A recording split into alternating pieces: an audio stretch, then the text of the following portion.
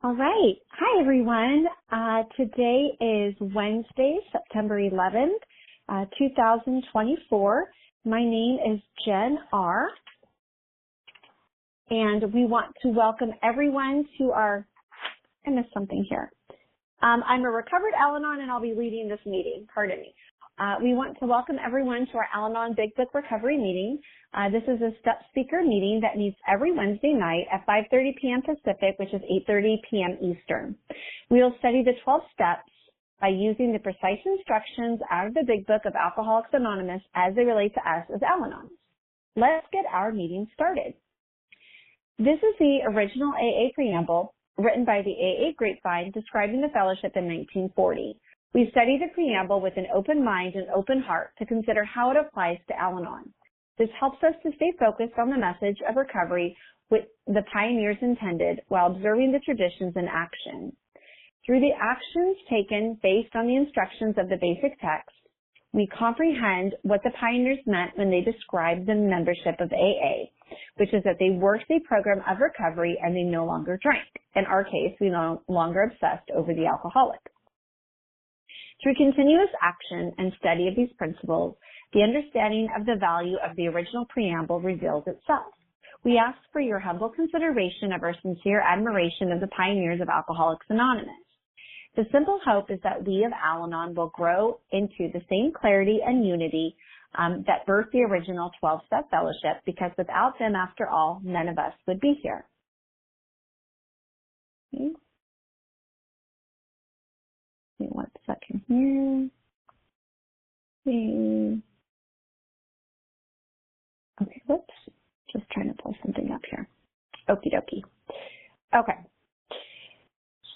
The original AA preamble. We are gathered here because we are faced with the fact that we are powerless over alcohol and unable to do anything about it without the help of a power greater than ourselves. We feel that each person's religious views, if any, are his own affair. The simple purpose of the program of Alcoholics Anonymous is to show what may be done to enlist the aid of a power greater than ourselves, regardless of what our individual conception of that power may be. In order to form a habit of depending upon and referring all we do to that power, we must first supply ourselves with some diligence. By often repeating these acts, they become habitual, and the help rendered becomes natural to us. We have come to know that, as alcoholics, we suffer from a serious disease for which medicine has no cure. Our condition may be the result of an allergy which makes us different from other people. It has never been permanently cured by any treatment with which we are familiar. The only relief we have to offer is absolute abstinence, the second meaning of AA. There are no dues or fees. The only requirement for membership is the desire to stop drinking. Each member squares his debt by helping others to recover. An Alcoholics Anonymous member is an alcoholic who, through the application of and adherence to the AA program, has forsworn the use of any and all alcoholic beverages in any form. The moment he takes so much as one drop of beer, wine, spirits, or any other liquid containing alcohol, he automatically loses all status as a member of Alcoholics Anonymous. AA is not interested in sobering up drunks who are not sincere in their desire to stay sober for all time. Not being reformers, we offer our experience only to those who want it. Okay?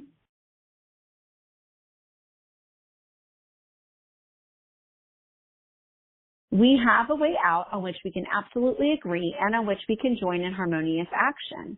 Rarely have we seen a person fail who has thoroughly followed our program.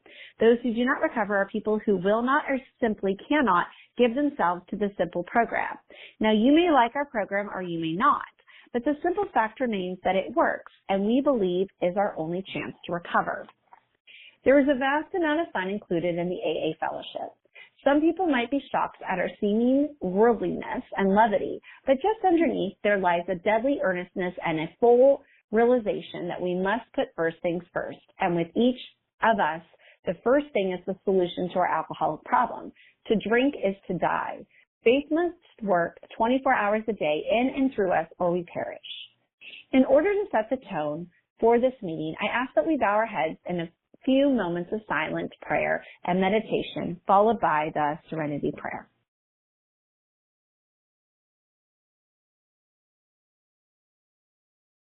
Prayer.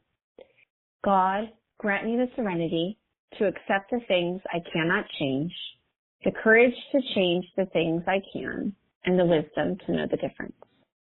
Thy will, not mine, be done. I wish to remind you that whatever is said at this meeting expresses our own individual opinion as of today and as of up to this moment. We do not speak for AA as a whole, and you are free to agree or disagree as you see fit. In fact, it is suggested that you pay no attention to anything which might not be reconciled with what is in the AA Big Book. If you don't have a Big Book, it is time you bought one. Read it, study it, live with it. Follow the directions in it and learn what it means to be an AA. All right, that's the end of the preamble. A sponsor is anyone who's had a psychic change as a result of working the steps and has a willingness to work with others. For those looking for a sponsor to guide them through the steps, please stay tuned and have your pens ready to record phone numbers immediately after the meeting. Each Al-Anon group ought to be a spiritual entity having but one primary purpose, that of carrying the message to the Al-Anon who still suffers. This is our primary spiritual aim. Our job as a group is to provide people with a place to learn about and work the steps. It has been our experience that working the steps consistently provides us with a better, saner life. We consider all else to be an outside issue. This includes personal problems. The proper venue for sharing such problems is with the sponsor. This is, after all, where real recovery takes place and working the steps with the sponsor. We are just so glad we are all here, and we are all here because we are not all there. There will be a period of fellowship after the meeting. If you have questions, if you need a sponsor, if you need to check in or get current, or if you want to discuss other literature, please stick around for the fellowship. That would be a better time to discuss these subjects. All right, so I was here last week, and last week we covered steps 1 through 3.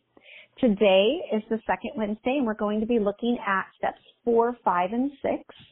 And before I do that, I just want to do kind of a quick overview of what we talked about last week before we hop on in. And when we look at the steps and we talk about step 1, we actually as Al-Anon share the same step 1 as the alcoholic, and that is on page 59. It says step 1, right? We admitted we were powerless over alcohol, that our lives had become unmanageable. So even though I'm not an alcoholic, and you might not be either, how on earth am I powerless over alcohol, right? Well, the thing is, I am powerless over, right, the alcoholic who is powerless over alcohol. So, right, I'm powerless over this thing. So I can't control it. I can't control the alcoholic. I can't make them drink or not drink or only have one. I can't fix it. And it says that our lives have become unmanageable. My life had become unmanageable, right? Because I couldn't, I couldn't manage the decision to stop interfering, right? To stop intervening. All that stuff, all my good ideas of how I was going to get her sober and how my life, our life would be so much better, right, if she stopped drinking and got a job and kept that job and was sober at the job, right, all those ideas. And so I couldn't stop trying to control that decision, right, to try to control what the alcoholic was doing. And the alcoholic, right, can't manage the decision to stay stopped for good and all. And then once they start, they can't manage the decision to, just have one or two, right? The body component kicks in.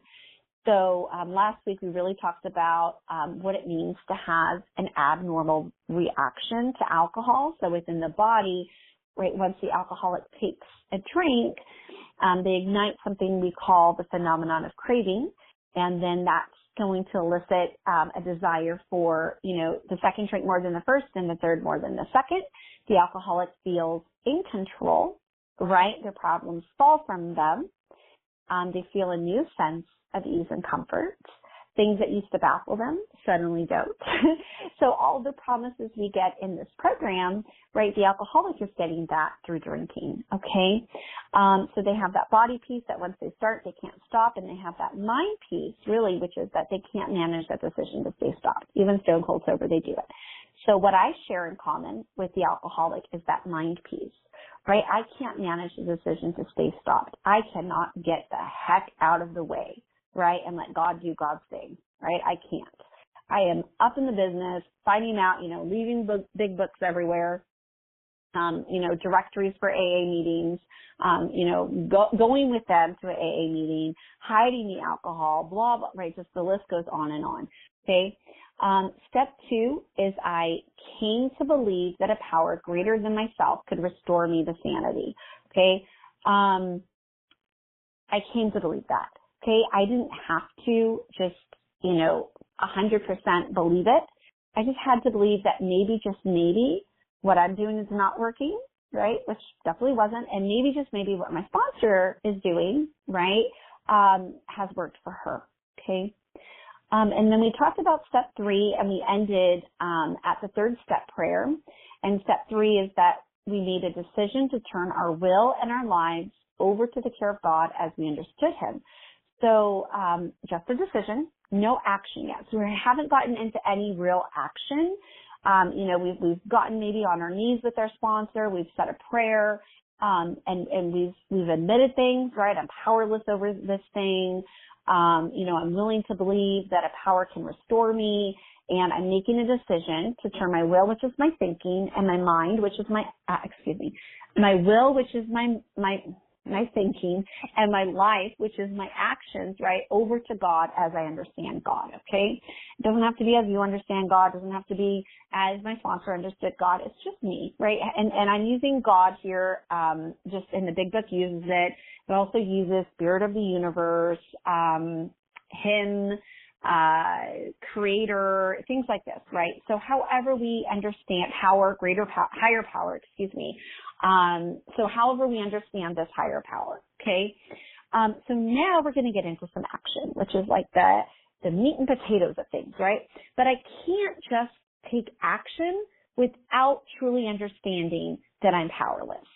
And the reason is, if I think that, I just haven't presented my ideas to the alcoholic good enough, right? I haven't explained their problem. I haven't told them enough times that they're, ruining our lives and the kids' lives and their families' lives, right?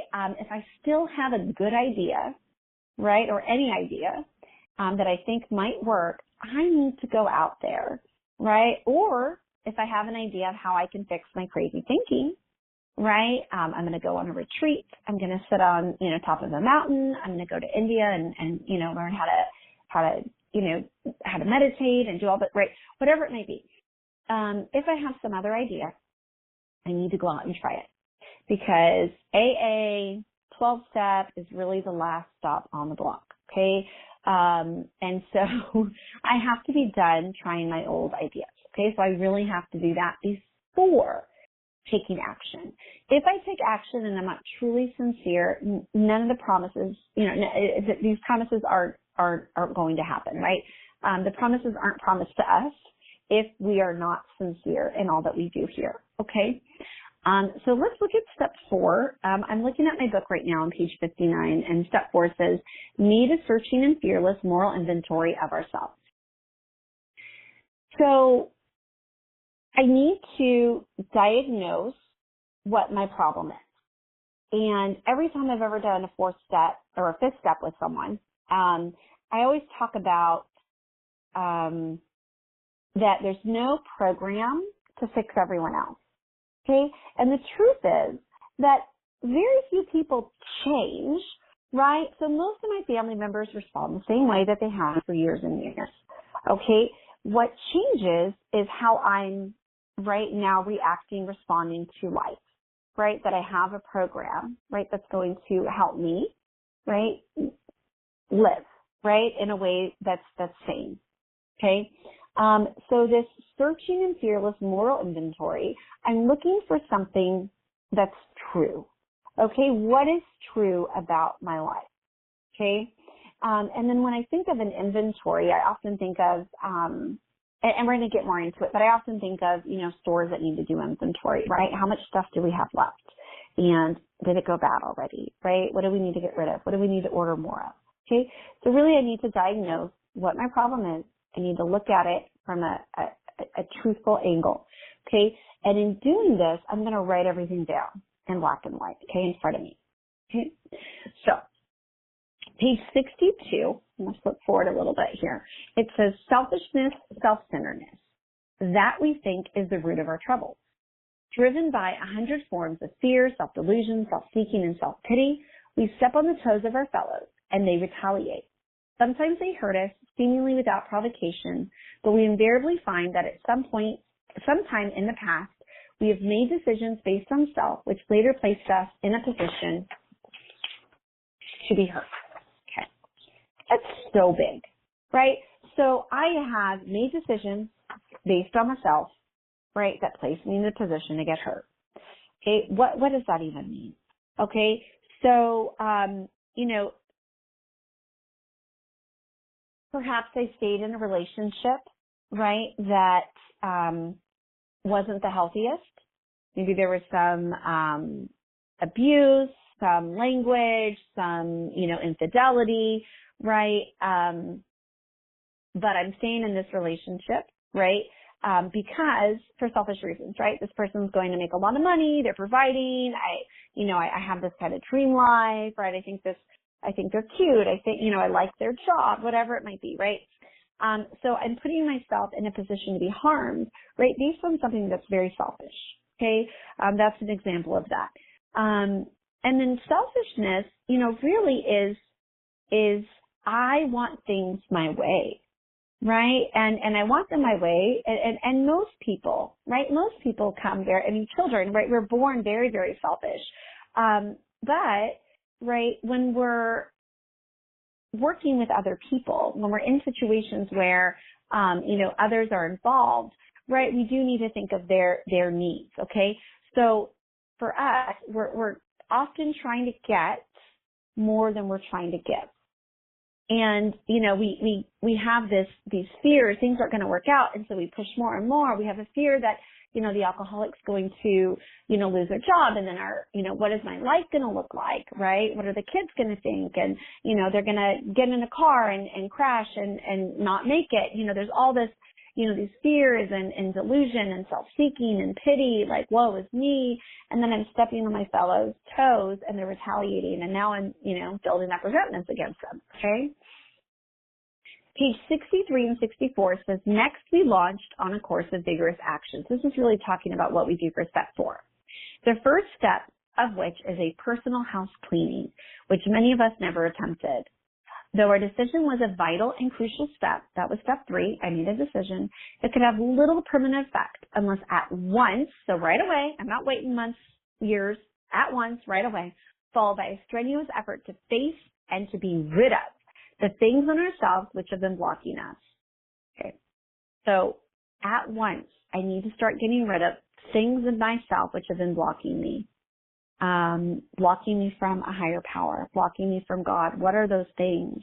Right? Those are all my resentments, all my fears, all the stuff that I've done to loved ones, right? Sex conduct. It says our liquor was but a symptom. So we had to get down to causes and conditions. So the alcoholic, liquor was a symptom. Okay. For me as an Al-Anon, right? That twisty, right? Kind of, I'm on a hamster wheel thinking, all that kind of stuff. That's like a symptom. I have to get down to my causes and conditions. Okay. Page 64 says, a business, and here it is about the inventory, right? A business that takes no regular inventory usually goes broke. Taking a commercial inventory is a fact-finding and fact-facing process. It's an effort to discover the truth about the stock in trade. One object is to disclose damaged or unsaleable goods, to get rid of them promptly and without regret. If the owner of the business is to be successful, he cannot fool himself about value. So if something I'm doing, right, isn't working, okay, it's a damaged or unsellable good, my own defect, I've got to get rid of that stuff, okay? If not, right, I'm just fooling myself, right? People like this about me. I need to be this way. I'm just, overprotective. I'm just, I'm super involved. I'm just, a helicopter wife, whatever, okay? Resentment is the number one offender. It destroys more alcoholics than anything else. In dealing with resentments, we set them on paper. We listed people, institutions, or principles with whom we were angry. We asked ourselves why we were angry. In most cases, it was found that our self-esteem, our pocketbooks, our ambitions, our personal relationships, including sex, were hurt or threatened. So we were sore. We were burned up. Okay, so it says we need to get this on paper. So with step 4, our sponsor is going to tell us how to do this. You can also look at page 65 in our big book, and it says I'm resentful at. So this is how to do the first inventory, which is a resentment inventory. There's actually 3 inventories that we do, and they sort of mention this. The first one's a resentment, the next one is the fears, and then the last one is our sex conduct, okay? How we've harmed those people who we're, in the most intimate relationships with. And so it says here, I'm resentful at Mr. Brown, the cause, his attention to my wife. Told my wife as my mistress. Brown may get my job at the office. Okay? Kind of not liking Mr. Brown, right? His attention, he told the wife about the mistress. Okay, clearly, right, we're not liking Mr. Brown. We think that he's done this stuff, right? What is this affecting? It's affecting my sex relations, my self-esteem, okay? I have fear, right? What is that going to look like if someone takes my wife? What is that going to look like if someone finds out I'm being unfaithful? What is that going to look like if, this other person takes my job? Okay, security, right? I'm going to lose my job, my family. Okay, so this person is, obviously has this resentment, okay? And it's saying that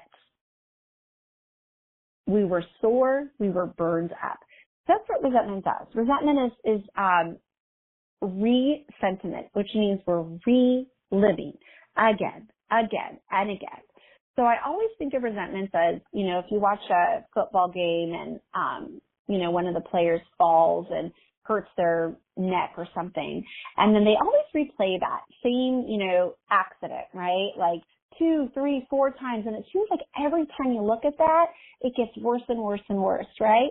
And it's the same thing as, it didn't get worse, right? It's the same accident, okay? But it's the same thing that we do with resentments, right? I remember, my mom said that thing to me, and, gosh, it hurt that first time, and now I'm thinking about it again, and now I'm thinking like, gosh, how could she do that? And then I'm thinking, man, when I'm a mom, I'm never going to say that to my kid. What kind of, so it's just again and again. So we're replaying it, we're reliving it, and it's not hurting her, right? At this point, she doesn't know that I'm sitting over here, sulking and rethinking about it, right? It's me, right? And now I'm all wound up and pissed off, and, maybe it hurts her if I'm reacting to her in a certain way or I'm excluding her, right? But now I'm really hurting myself here, holding on to this thing. And it's not, helpful for me anymore, right? Who's it helping? Okay, it's helping no one. It's got to get rid of that stuff. Okay. Page 66 says, it is plain that a life which includes deep resentment leads only to futility and unhappiness. To the precise extent that we permit these, so I'm permitting it, right? By rethinking it, by going over and over in my head, I am permitting it. Do we squander the hours that might have been worthwhile? So almost anything I could do during that time that I'm thinking about that resentment toward my mom would be way more worthwhile than just sitting there sulking, okay? I could take out the trash for my family. That would be way more worthwhile, okay? But with the alcoholic whose hope is the maintenance and growth of a spiritual experience, this business of resentment is infinitely great. We've found that it is fatal. For when harboring such feelings, we shut ourselves off from the sunlight of the spirit. The insanity of alcohol returns and we drink again. And with us to drink is to die. So it calls it infinitely great, okay? It's going to be a fatal thing. So when I harbor these feelings, what's happening is I no longer can allow, the love of God to come in. Okay, I've heard love and hate can't exist at the same time. Okay, so I'm either loving toward this person, right, and praying for them, okay, or I'm hating them. okay? And both is, it can't be happening. So if I'm praying for this person, if I'm asking God to remove this resentment, if I'm doing what I'm supposed to be doing, this is not going to be, kind of getting ahead of myself a little bit, but it's cutting me off, basically. So I need to get rid of it, and we're going to get rid of it in step 5, okay, to be free of anger. Okay, so it says if we were to live, we had to be free of it, of this anger. The grouch and the brainstorm were not for us. The grouch is the person that's, complaining all the time. The brainstorm is the person that just can't stop thinking about it, right? How can I get back at this? The injustice. They may be the dubious luxury of normal men, but for alcoholics, these things are poison. Normal people can sit and, have a resentment and, think about ways to get back at that person. An alcoholic can't do that. Why? Because it's going to lead them back to that first drink. Okay? And in Al-Anon, we can't sit and do that either. Why? It's because it's going to lead us right back to being in our crazy train with the alcoholic. Okay? Page 67 and 68 says, notice the word fear is bracketed alongside the difficulties with Mr. Brown, Mrs. Jones, the employer, and the wife. So what they're talking about is there's fear in parentheses on page 65 here. It says the short word somehow touches about every aspect of our lives. So now we're looking at our fear inventory. It was an evil and corroding thread. The fabric of our existence was shot through with it. It set in motion trains of circumstances which brought us misfortune, which we felt we didn't deserve. But did we not ourselves set the ball rolling? Sometimes we think fear ought to be classed with stealing. It seems to cause more trouble. Okay, so it's telling us that we have a lot of fear. And I remember doing my fear inventory my first time with my sponsor, when I first, did my first 5th step ever. And, I thought fear sounded really innocent, right? Like little kids have fear of the dark, and it's a fear. It's, I'm fear of heights and spiders or whatever, snakes, I thought like, oh, that sounds like really innocent, right? Like, so yeah, of course I want to share all this with my sponsor. But what we found when we start listing out our fears, right, as an Al-Anon, I'm like, okay, I have a fear that, that she's going to get drunk. I have a fear of alcohol. I have a fear of, the car crashing. I have a fear of financial insecurity. I have a fear of the kids. I have a fear of, illness. I have a fear of, liver cirrhosis, right? Whatever it is that I'm having fears over. And then, I'm going to be unhappy always, right? Because the alcoholic's never going to stop drinking. And it tells us that we learned that fear, right, ultimately is I'm afraid I'm not going to get what I want, or I'm afraid I'm going to lose something that I have. Okay, so fear basically boils down to that. I don't trust God in this circumstance, right? So I have a fear that I'm going to lose everything, right, that I've tried so hard to build, my whole family, my job, a lot, right? Or I'm not going to get something, right? I'm not going to, get the kids and the house and the picket fence and all that kind of stuff. I'm not going to get it, right? Because, this person is drinking and doing all this stuff that I don't think that they should be doing. Okay. So really my fear is based in self. Okay. It says we reviewed our fears thoroughly. We put them on paper. Even though we had no resentment in connection with them, we asked ourselves why we had them. Wasn't it because self-reliance failed us? Self-reliance was good as far as it went, but it didn't go far enough. Some of us once had great self-confidence, but it didn't fully solve the fear problem or any other. When it made us cocky, it was worse. So self-reliance, that's me thinking that I'm going to handle every single situation that rolls through.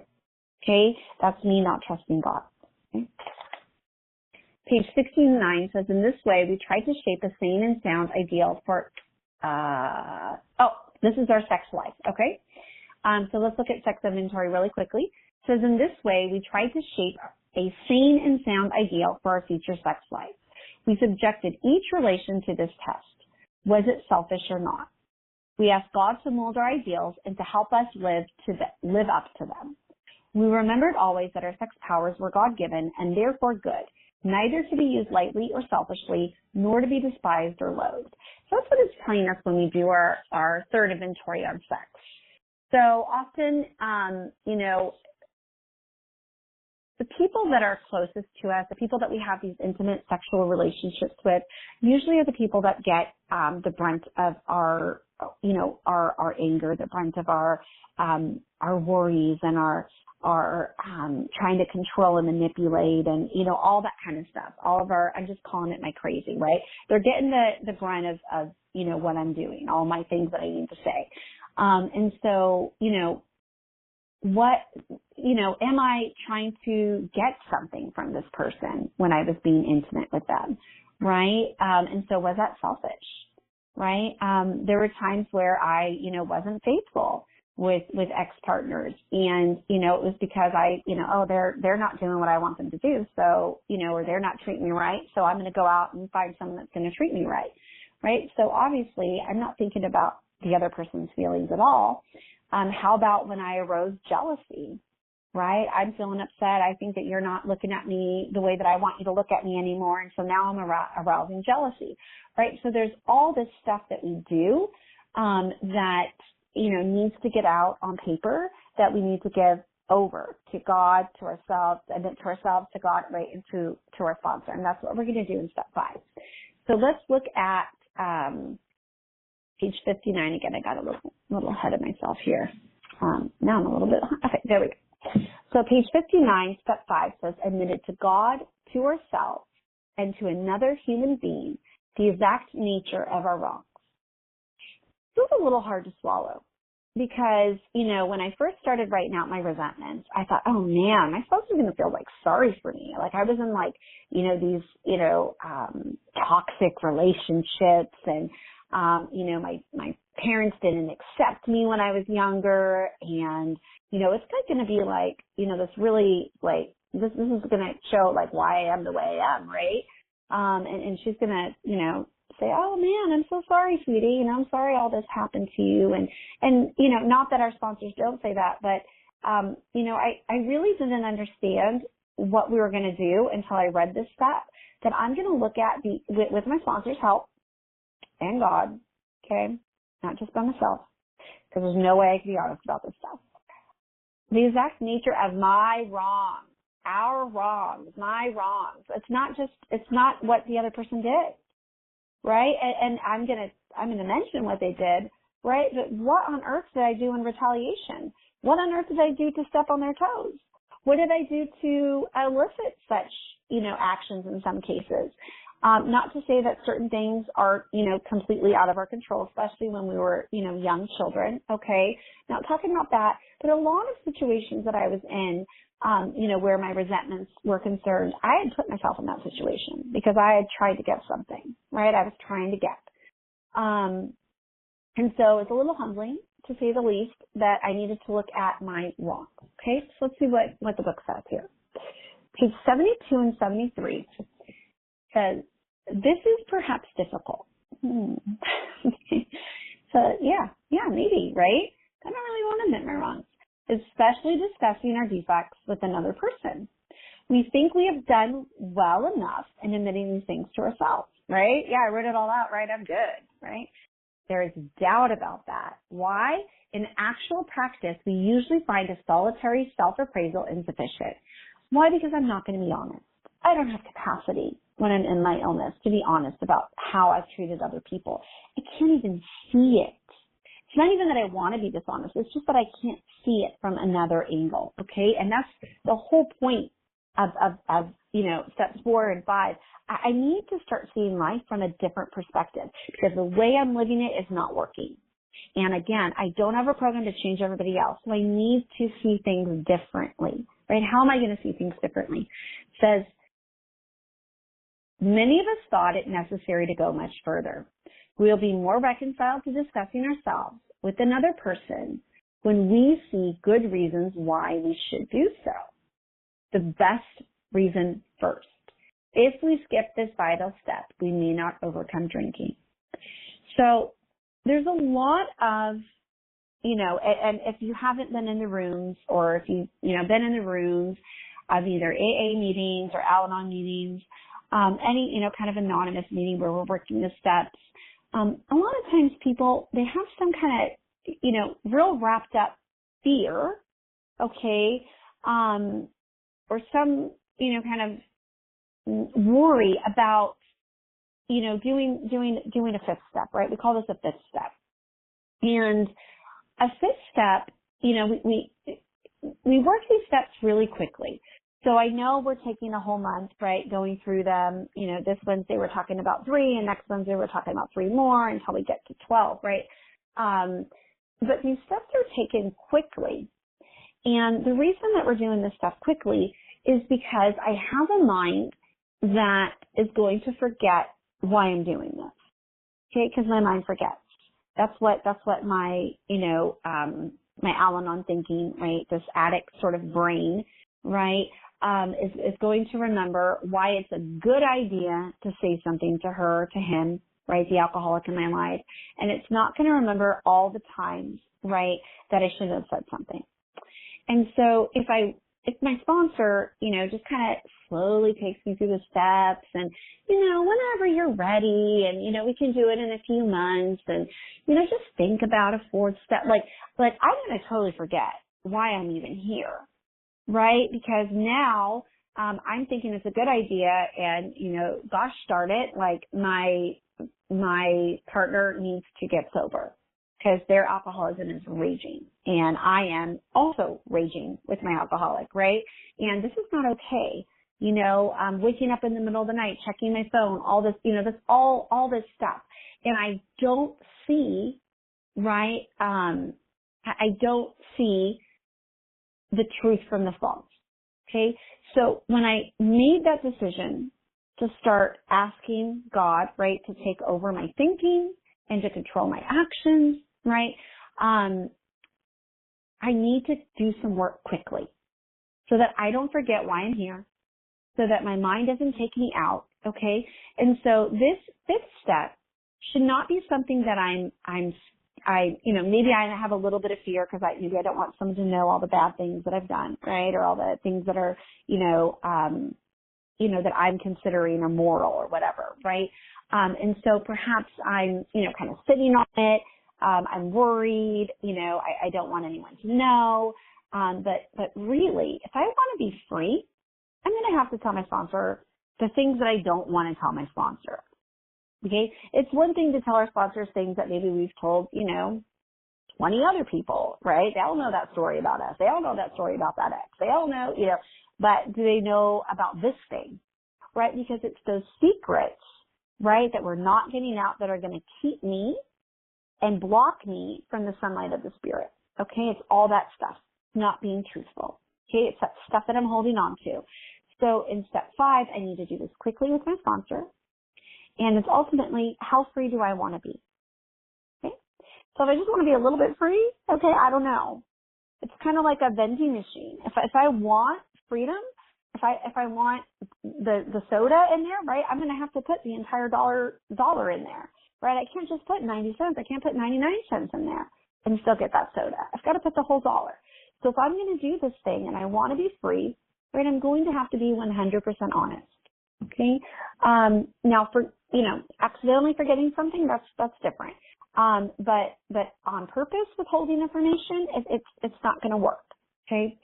Also something to consider, and something that I like to tell people when I'm, going through the 5th step is that you're not going to say anything to me, that is going to scare me or surprise me or impress me. Okay. That's not what this is about. I know sometimes, especially as Al-Anons, we do a lot of that, approval seeking and people pleasing stuff. And, we want our sponsors to like us. And they might, they might not, who knows, right? It's not really the deal. The deal is I need to be free from my crazy mind, right? My crazy thinking and all the stuff that I'm doing. And so, this idea that, my sponsor's taken many, many 5th steps. I've taken many, many 5th steps. I'm going to tell you that, I will be with you and totally present during our 5th step and supporting and being as honest as I can. And, I'm totally there with you. But when we're done, when our 5th step is over, most of what you said, right, kind of just goes somewhere, maybe out the other ear. And now I'm supporting my family. I'm doing what I'm dealing with my own life, right? And so we don't do this and there's no desire to gossip about some, wow, I can't believe this person did this. And it's not like that, at all. This is really an opportunity for you to get everything out on paper, so that, right, you can move forward and you can be free. And that's the only way that this thing is going to work. Okay.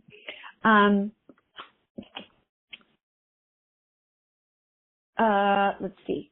I don't know if I've read this part. I don't think I have. So if I'm repeating the same thing, maybe, I don't think so. Okay. So still here, in the early 70s, page 70s, it says, this is perhaps difficult, especially discussing our defects with another person. We think we have done well enough in admitting these things to ourselves. There is doubt about that. In actual practice, we usually find a solitary self-appraisal insufficient. Many of us thought it necessary to go much further. I think I read that part. We'll be more reconciled to discussing ourselves with another person when we see good reasons why we should do so. The best reason first. If we skip this vital step, we may not overcome drinking. Okay, so I had read this part. I apologize for reading it again, but you know what? Nothing's on accident. So I think it's really important that we think about this.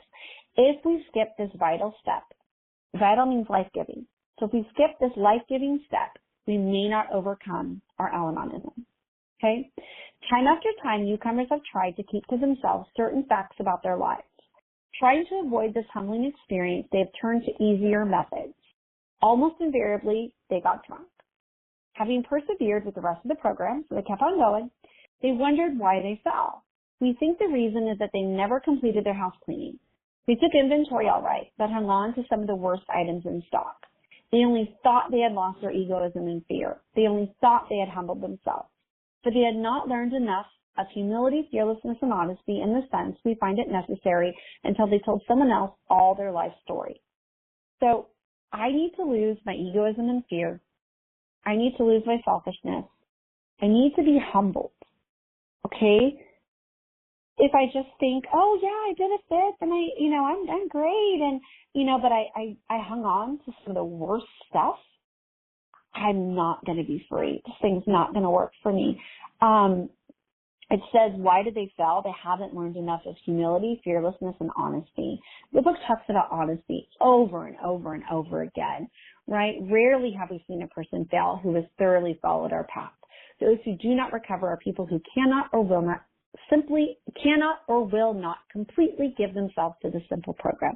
Usually men and women who are constitutionally incapable of being honest with themselves. I'm reading from page 58. Rare is a really strong word here. And Bill Wilson, when he was interviewed later, he said, I would change rarely to never. Never have we seen a person fail who has thoroughly followed our path. Okay? I really haven't seen people fail who have thoroughly followed this path either. I usually see people, and maybe fail is not, but not recover, right? Or leave or whatever it might be because they're not doing what they're supposed to be doing, right? They're not following these steps. Okay? They're not willing to admit certain things about themselves. Or, we're going to talk about the amends process next week. So maybe they're not willing to make amends. Maybe they're not willing to be honest with what's going on with, in their home, with their spouse, with their children, whatever it might be. Okay? Page 73 says, more than most people, the alcoholic leads a double life. He is very much the actor. To the outer world, he presents his stage character. This is the one he likes his fellows to see.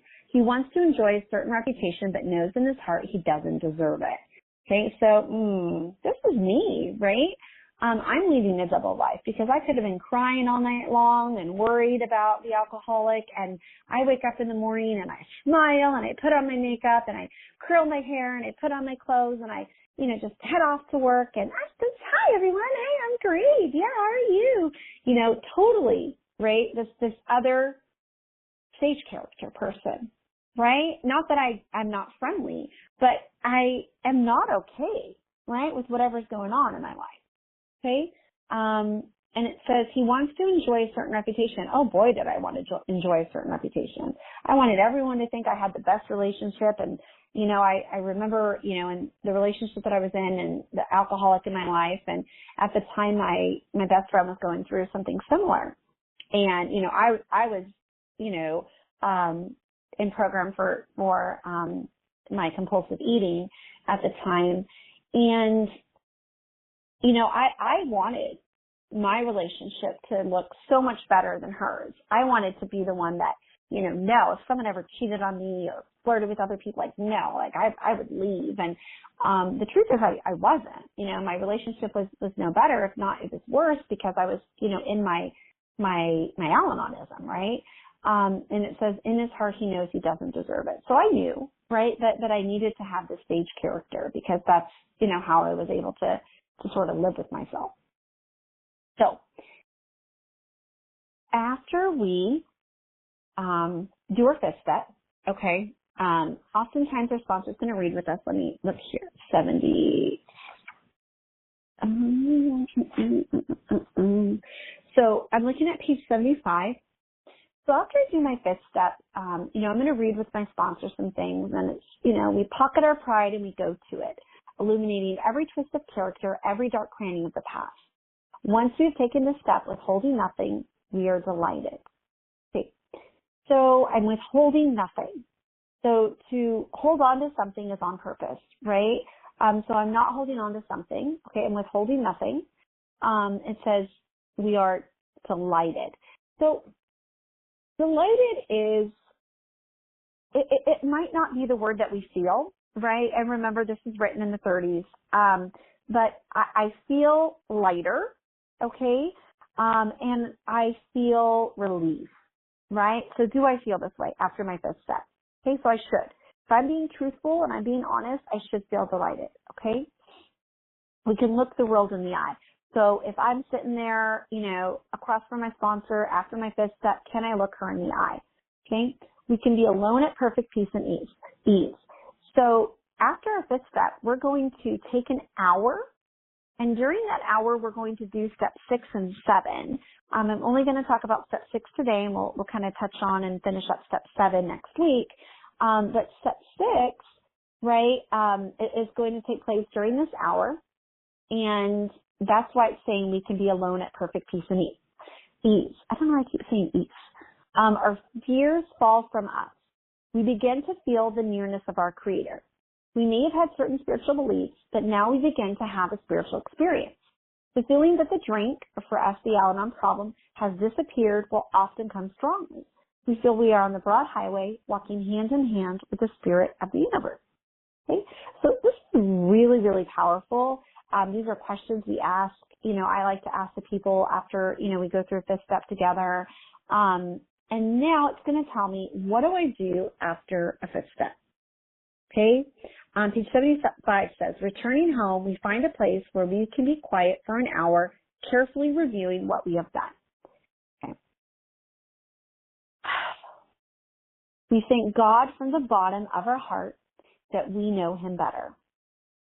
I just took like a breath. It was like sounded like a sigh, but it was more of like a breath of relief. And I think that's kind of, might be because that's how I feel, right? After a fifth step, it's like, oh, okay, now I'm going to be quiet, right? I had a lot of talking and a lot of thinking with my sponsor, you know, with the person I'm sponsoring, right? With my protege.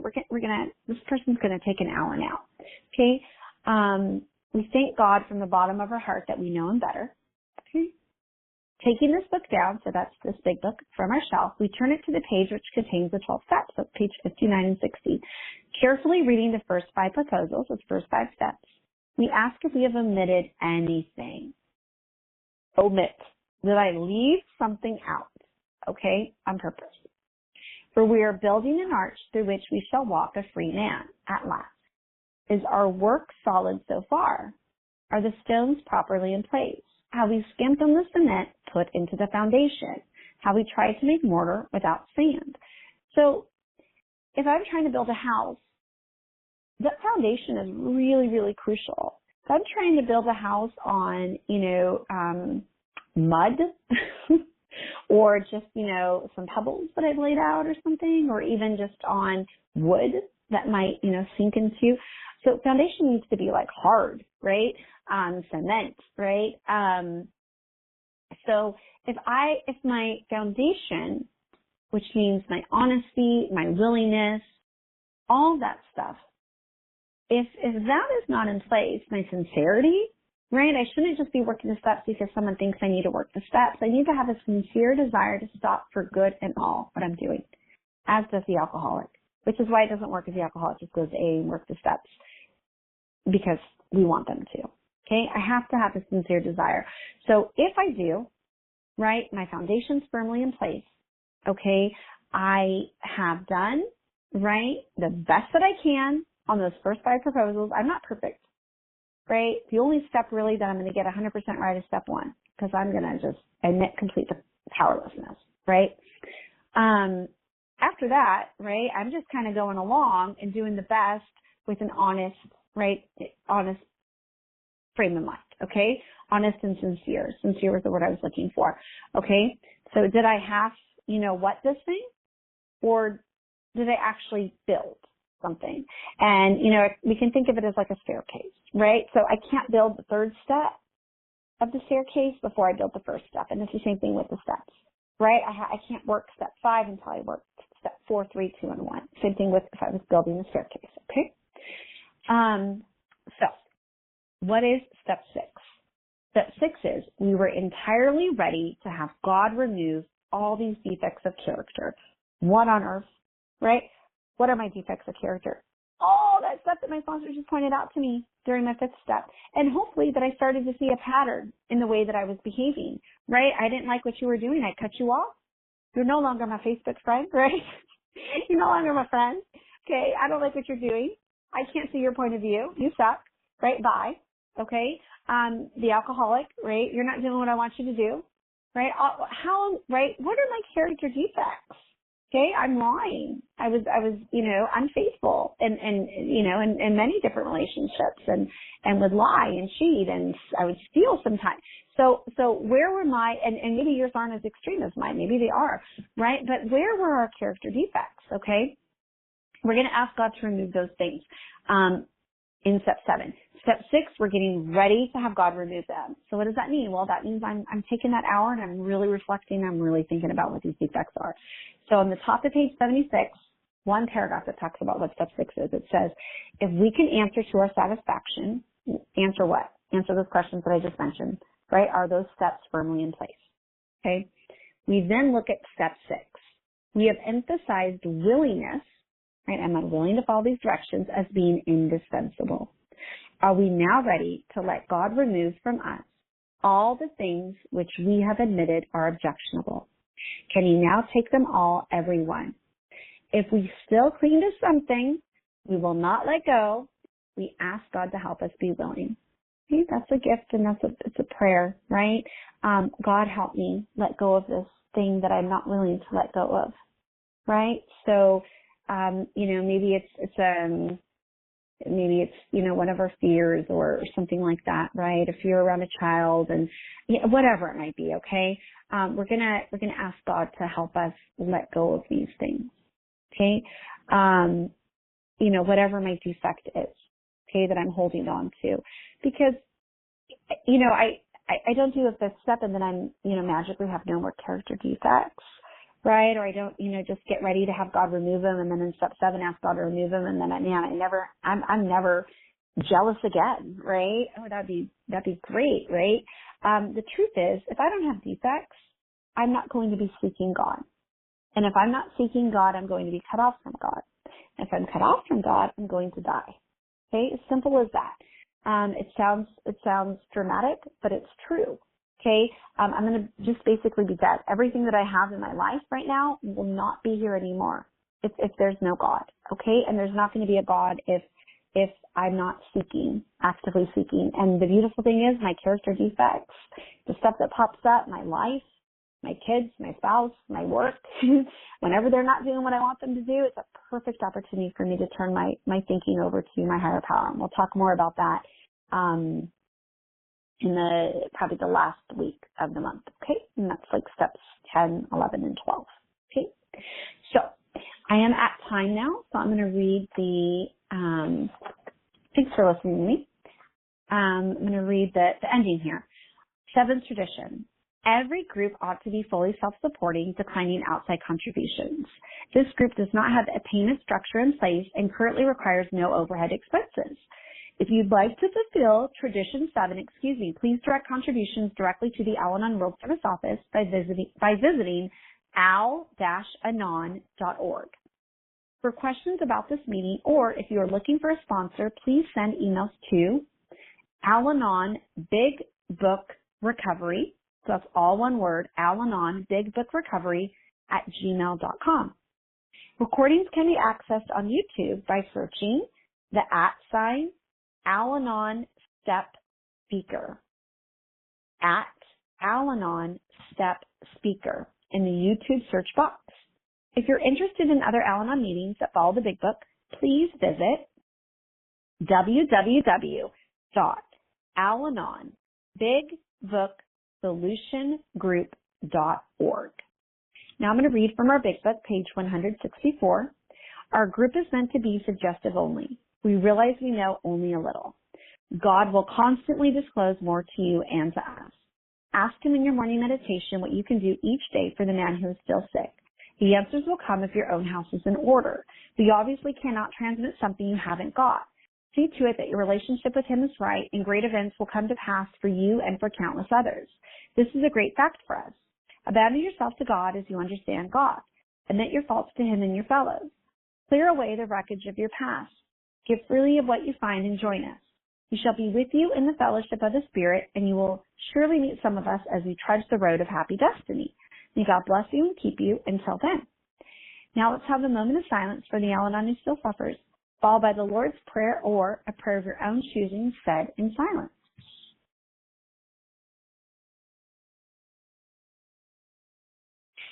Who loves us and keeps us sane. Our Father, who art in heaven, hallowed be thy name. Thy kingdom come, thy will be done, on earth as it is in heaven. Give us this day our daily bread, and forgive us our trespasses, as we forgive those who trespass against us. Lead us not into temptation, but deliver us from evil. For thine is the kingdom, the power, and the glory, forever and ever. Amen. Right. So I'm going to go ahead and end the recording.